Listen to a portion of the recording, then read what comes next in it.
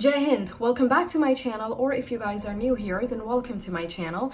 Now, in this video, I'm not going to teach you English motivation, accents, pronunciation, or anything else. Today, we're here to talk about something far more urgent and important: the air defense system of India, how it defended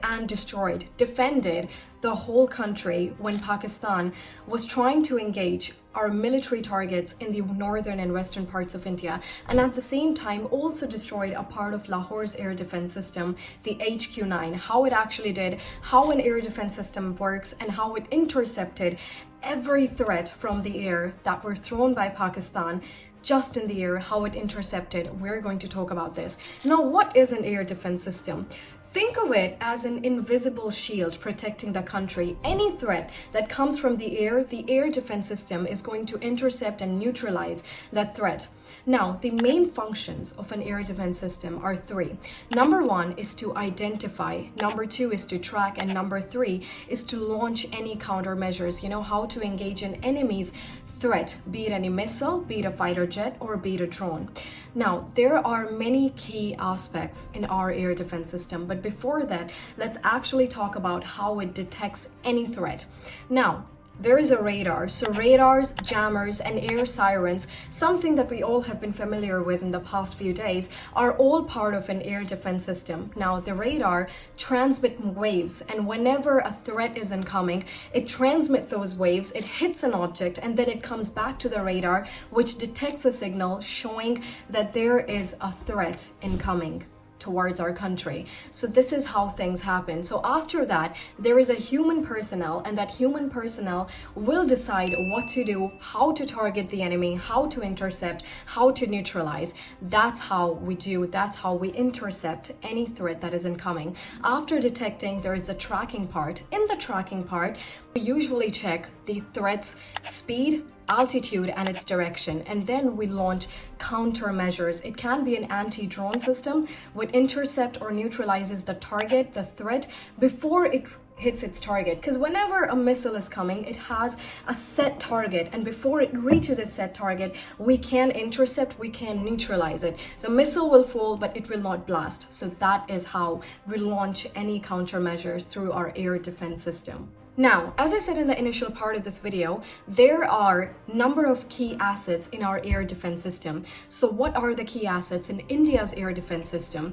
Number one is the Rohini Radar. Now, Rohini Radar is a high-performance radar to catch low-flying threats. Now, there are a number of ranges. If it is a low-flying threat, then it ranges up to 30 kilometers. If it's a medium range, then it ranges up to 30 to 70 kilometers. And if it's a high range, the long range, then it ranges from 40 kilometers to 4,000 kilometers. So Rohini Radar is a high-performance radar for low-flying threats. Number two asset we have is the Akash missile system. Now, Akash missile system is a surface-to-air missile system. There are two types. One is the surface-to-air, and then another one is the ground-to-air. So Akash missile system is a surface-to-air missile system for low-flying threats, which is engaging up to 30 kilometers of threats. As I said, it's 30, then it's 30 to 70, and then it's 40 to 4,000. Asset number three we have is Spider. Now, Spider, it's a very fast reaction spider, and its range is up to medium, which is 30 to 70 kilometers. So detecting and then intercepting. And then we have S-400, something that is also known as the Sudarshan Chakra. The S-400 from Russia, something that we also use to neutralize the threats by Pakistan on the dates of May 7 and 8. So S-400 is capable of engaging threats from 400 kilometers away. That is S-400. Then we also have Barak 8 and Iron Dome style systems to integrate or is capable of engaging in any future scenario. So all of these are the key assets of India, and S-400 was used to neutralize most of the threats that were incoming from Pakistan. So once a missile is detected, as I said, the human personnel will decide how to neutralize or intercept or how to approach that threat. Now, it depends on the speed's target, it depends on the threat's target. At the same time, it also depends where it's hitting and how big the threat is and what kind of weapon is incoming. Missile, ballistic jets, fighter jets or any drones. So we have to decide what kind of approach we will be using to intercept or neutralizing the threat. Now, on the dates of May 7 and 8, Pakistan tried to engage a number of military targets in India. There were no casualties reported because India's air defense system intercepted every threat in the air itself.